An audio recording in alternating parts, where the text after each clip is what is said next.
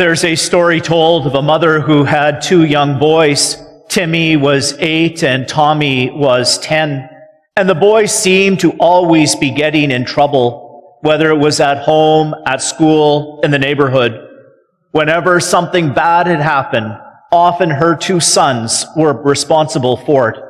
It's not that the boys were really bad, but they were just very mischievous and always seemed to get in trouble in some sort of a way. At one point, the young mother finally had enough, and she did not know what she could do with her two sons. She'd heard that the parish priest seemed to be good with discipline, and so she spoke to him and asked if he might speak to the young boys. The priest agreed that he would see each of them individually the following Saturday morning. And so the youngest one, Timmy, went first, and as he entered into the priest's office and sat down, the priest said to him, "Timmy, do you know where Jesus is?" And there was dead silence. The priest was a little bit aggravated by this, so he raised his voice, "Timmy, do you know where Jesus is?" Again, there was dead silence on the part of Timmy.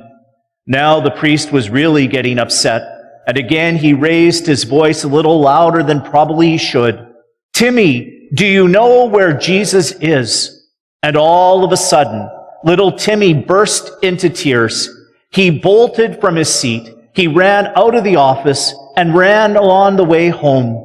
As he was running on the way home, his older brother Tommy was walking to the church, and Tommy asked him, "Timmy, how did it go?"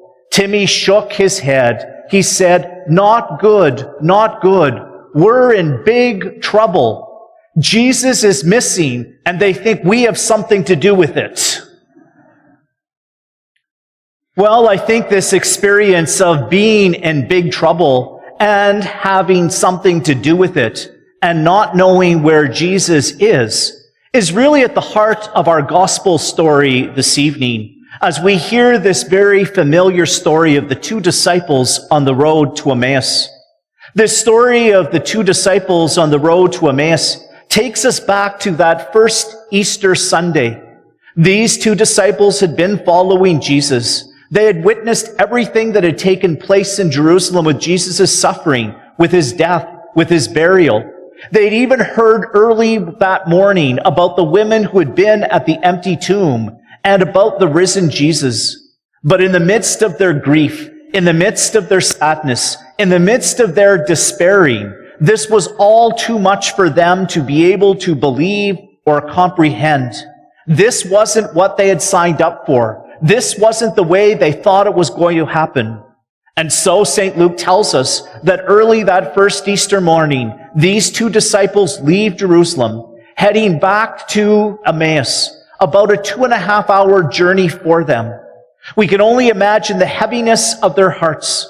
All that they had hoped and dreamed for had been shattered.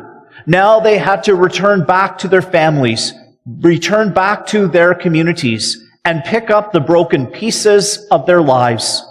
And as they are making that long and arduous journey back home, we hear they encounter a stranger. And as they encounter the stranger, they begin to discuss all the things that had taken place. They begin to open up in their hearts about their brokenness, about their despair, about their dreams being shattered. And what does this stranger do? He begins to break open the scriptures for them. He begins to explain of all of the passages in the Old Testament of how it was necessary for the Messiah to suffer and to die, but he would rise again. But despite all of this, they still couldn't grasp what he was saying. And as they enter the village, the stranger makes off as if he is going to continue the journey. But something motivated them in their hearts to say to him, "Stay with us. It's almost evening. It's not safe. Spend the night and have a meal with us, and you can continue your journey in the morning." We hear the stranger comes, and as they are gathered at the table, the stranger is the one that takes the initiative. He takes the bread, he blesses it, he breaks it, and he gives it to them. And St. Luke then tells us all of a sudden, the eyes of these two disciples were open. And why? Because they recognized who it was in their midst. They remembered what had happened on that first Holy Thursday in the upper room, of how Jesus had taken bread, how he had blessed it, how he had broken it, how he had given it to them and said, "Do this in remembrance of me until I return in glory." And all of a sudden, their eyes and their hearts are now open. And as soon as their eyes and their hearts are open, St. Luke tells us that Jesus vanishes in their midst. But now they are no longer filled with sadness. They are no longer filled with sorrow. They are no longer filled with despair. But in fact, they are filled with vim and vigor. They are filled with new life. And despite having just walked these 11 kilometers that day, we hear that they pick up and they return back to Jerusalem, return back to the upper room where the apostles and the other disciples are. And they say to them what the women had said, what Simon Peter and John had experienced is true. For we too have encountered the Lord. He is risen as he promised. And why?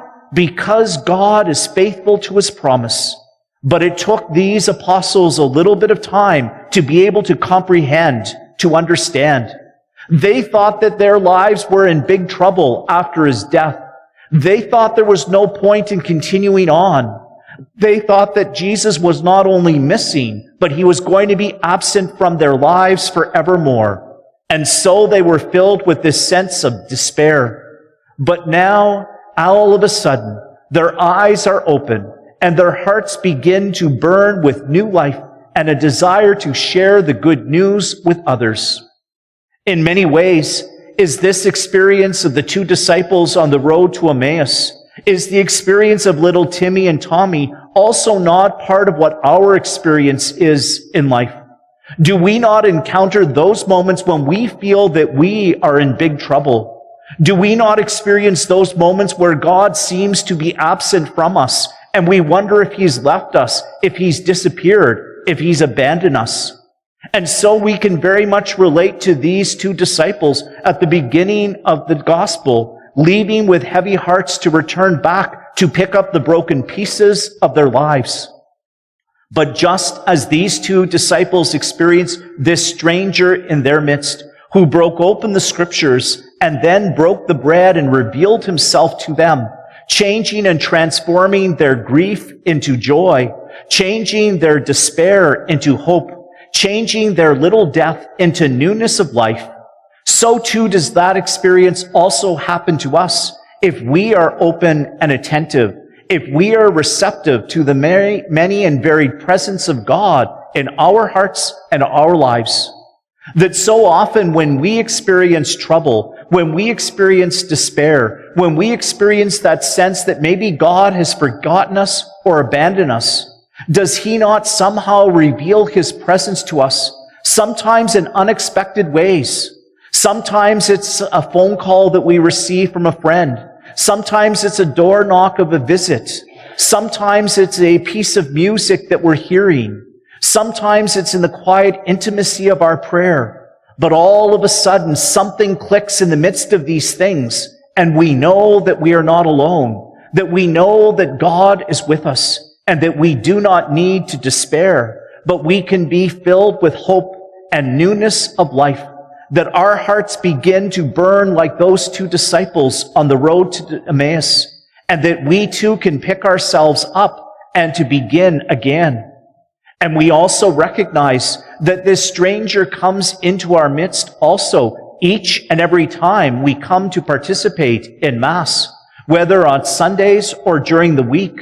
But the same process that this stranger helped the two disciples on the road to Emmaus, breaking open the scriptures and breaking the bread, is this not the heart of what we celebrate in each sacrifice of the Mass?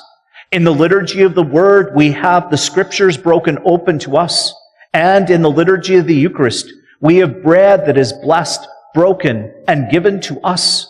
And as we experience these two liturgies each and every time at Mass, it should cause our hearts to burn with new life and new desire, to know that the Lord is with us, even in the midst of our troubles, even in the midst of our despairs, even in the midst of what is happening, that he has not forgotten us, but he is nearer to us than we can hope or dream or imagine. And so as we continue to celebrate as an Easter people, we recognize that we are not in trouble. We recognize that Jesus is not missing in action, but he is here present to us, that he breaks open the scriptures for us and breaks open the bread, that he often encounters us in the midst of our daily journey through those strangers that we meet in the midst of daily activity, in those moments that he reveals himself to us. And as he does, he gives to us new hearts. He gives to us new vision. He gives to us new hope. And then with that new life, that new vision, that new hope, then we are able to be like those two disciples at the end of our gospel. We can run out to others, to our family, to our friends, to the people that we socialize with, to the strangers that we meet in the midst of our daily tasks, and be able to give them reason to hope that they too can also follow him and he can lead them to newness of life. And so this week, let us be a little more alert and attentive to how it is that we encounter the stranger who gives to us new life. And let us be a bit more attentive of how we can reach out to others like the two disciples and to share the good news that Jesus has risen from the dead.